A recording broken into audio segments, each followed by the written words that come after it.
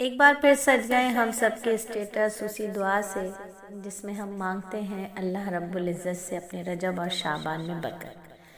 ایک مہینے پہلے ہم نے ایک اسٹیٹس لگایا تھا، میں نے بھی، آپ نے بھی، ہم میں سے بہت سارے لوگوں نے لگایا تھا کہ اللہ تعالیٰ ہمارے رجب اور شعبان میں برکتیں عطا فرمائیے اور ہمیں رمضان تک پہنچا دیجیے۔ آج پھر ہم نے وہی اسٹیٹس لگایا ایک مہینے بعد، جبکہ رجب اپنی جھلک دکھا کر جا چکا اور ہم شعبان میں داخل ہو گئے۔ ہم نے آج پھر اسٹیٹس پر یہ دعا کی۔ اسٹیٹس اصل میں اسٹیج کی طرح سجایا اور اس پر لکھا کہ اللہ ہمارے رجب اور شعبان میں برکتیں عطا فرمائیے اور ہمیں رمضان تک پہنچا دیجیے۔ تو یہ اللہ رب العزت کی برکتیں کیا ہیں؟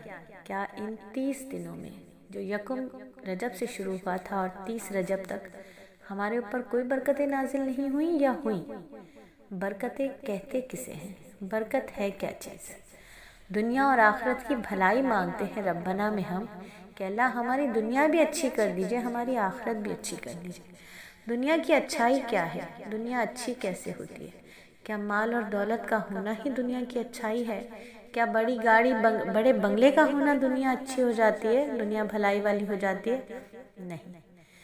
اگر ایک بندہ یا بندی اللہ تعالیٰ کے احکامات کو سمجھتے ہوئے نبی صلی اللہ علیہ وآلہ وسلم کے طریقے پر 24 گھنٹے کی زندگی کو گزارتا ہے، چاہے اس کے پاس گاڑی ہے یا نہیں ہے، چاہے اس کے پاس کوٹھی بنگلہ ہے یا نہیں ہے، چاہے اس کی الماریوں میں ہزاروں جوڑے پڑے ہیں یا نہیں ہیں، اصل میں دنیا اس کی بہترین ہے جس کی زندگی کلمے والی ہے، جس کی زندگی کلمے والی ہے، جس کی دنیا بہترین ہے، اس کی آخرت بھی بہترین ہے۔